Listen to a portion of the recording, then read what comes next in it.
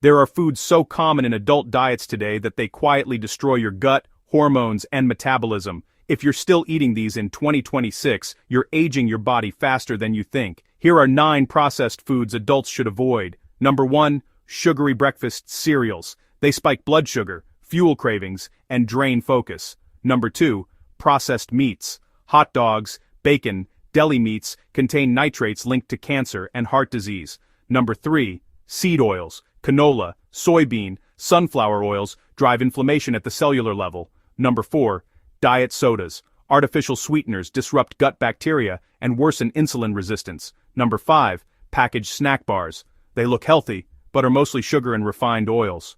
Number 6, frozen ultra-processed meals. High sodium, low nutrients, and metabolic damage.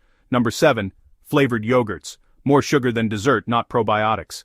Number 8, refined white bread. Strips fiber, spikes glucose, and feeds inflammation. Number 9, processed sauces and dressings. Hidden sugars, seed oils, and chemicals in every bite. You don't need perfection, you need awareness. Nourish your body, support your mind, reclaim your wellness, one short at a time. Like, follow, and subscribe for more science-backed health truths from now.